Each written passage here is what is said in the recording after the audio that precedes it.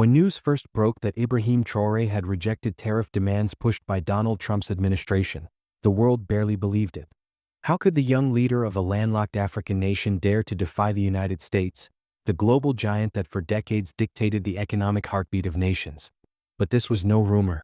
It was a reality, and it sent shockwaves across boardrooms and war rooms from Washington to Brussels. For years, tariffs had been one of the West's sharpest weapons. They weren't just taxes.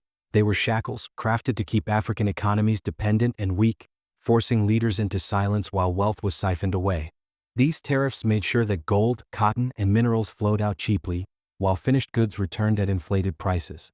The imbalance wasn't just economic, it was political control dressed up as policy. Trump's tariff push was no different. It was a demand, a reminder of who held the power. But Traoré's answer shattered the script. With calm defiance, he blocked it. No negotiation, no compromise, just a clear refusal. And in that moment, a crack appeared in the towering wall of Western dominance. The refusal was more than a policy move, it was symbolic.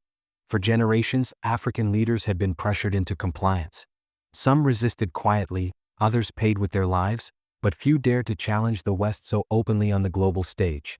Traoré did not just resist, he sent a message that the old playbook no longer worked. And the reaction? Inside the corridors of Western power, panic mixed with rage. Analysts warned of ripple effects. If one African leader could resist, what would stop others? What if Burkina Faso's defiance inspired neighboring nations to break free from the economic stranglehold? This was not just a tariff dispute. This was the spark of something much larger, a firestorm that could redraw the balance of global power. And for the West, used to obedience, the nightmare had just begun. To understand why Traoré's refusal struck such a nerve, we need to look at the machinery behind these tariffs. On paper, tariffs are framed as trade policies, tools to balance markets or protect industries. But in reality, they are weapons of economic warfare. For Africa, they have long been the invisible chains keeping entire nations locked in poverty while their wealth fuels Western growth. Here's how the trap worked. Western powers would pressure African governments into signing trade deals where raw materials, gold, cotton, uranium, were exported with minimal duties. Meanwhile, the finished products made from those same resources were sold back to Africa with sky-high tariffs attached. The result? African countries earned pennies while paying dollars, trapped in a cycle that drained their economies and enriched Western corporations. Trump's demand was a continuation of that model.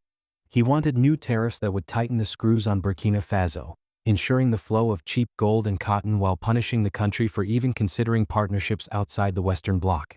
It was designed as both a threat and a reminder: stay in line or pay the price.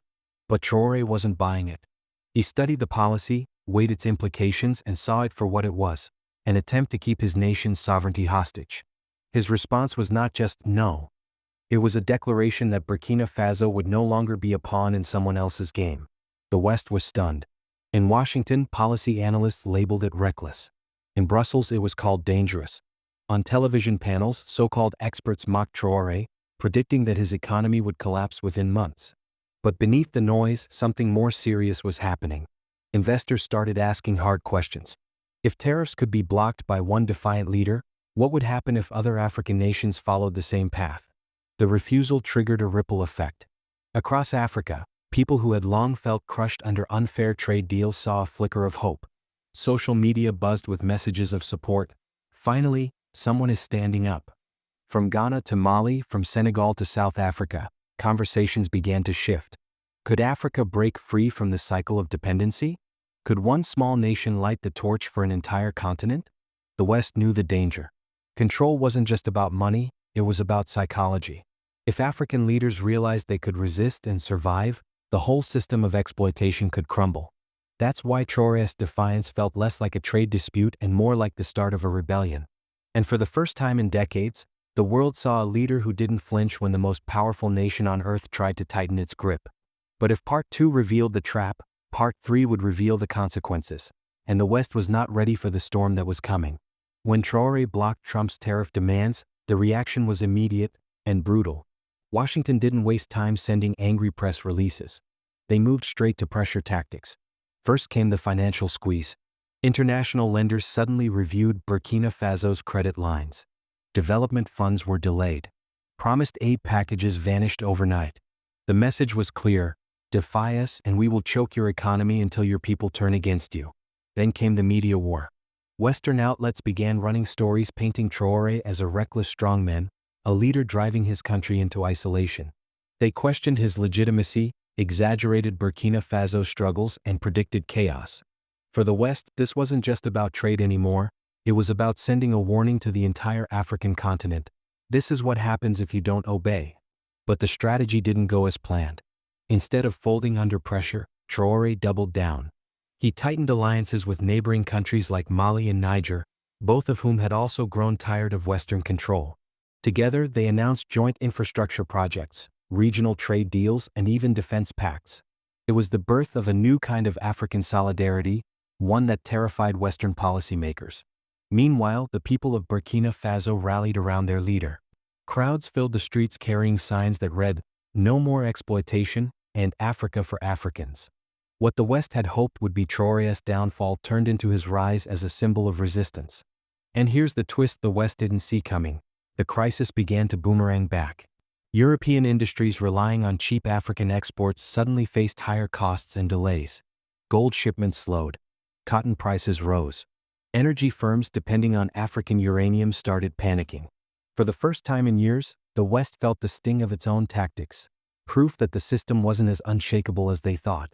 Analysts quietly admitted what no one in Washington wanted to say out loud: if Burkina Faso can do this, others will follow. And that's exactly what began to happen.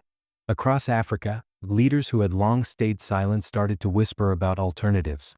Could they too resist tariffs? Could they build trade on their own terms? Could Traoré's stand be the spark that ignites a continental shift? The West had tried to punish one man. Instead, they had awakened an entire continent. But the storm was just getting started. Because in Part 4 we'll see how this struggle didn't just change Africa. It began reshaping the balance of power across the world. The clash between Ibrahim Traoré and Donald Trump's tariff push was more than just a trade dispute. It became the spark of something far bigger, a shift in global power that no one could ignore. As Burkina Faso, Mali, and Niger tightened their alliances, the world began to take notice. Russia and China quickly stepped in, offering trade deals without the suffocating conditions the West demanded. Infrastructure projects, railways, and energy contracts began flowing into West Africa, not from Washington or Paris, but from Beijing and Moscow. Suddenly, the monopoly the West had enjoyed for decades was broken. African nations were no longer begging for approval, they were choosing their own partners. This scared the West more than anything.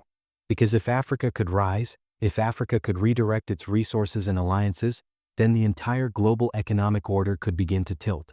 Meanwhile in Europe, industries were hurting. Tariffs backfired, supply chains shook, and protests erupted as ordinary citizens asked, "Why are we paying more for energy, cotton, and gold while our governments fight pointless battles overseas?" The crisis that was supposed to isolate Traoré had started feeding unrest inside the West itself. And Ibrahim Traoré? He stood taller than ever before. For many Africans, he became a symbol, not just of resistance, but of dignity. A young leader willing to risk everything to say, "We are not slaves. We will no longer accept crumbs while our land feeds your wealth." Historians may one day mark this moment as the beginning of a new era. The day Africa stopped asking for permission and started setting its own terms. And that leaves us with one burning question. Was this just the first crack in the West's dominance, or the start of a full collapse? This was Vision Rise 24. If you found this story eye-opening, make sure you subscribe, hit the like button, and share this video so more people learn the truth. Together we rise.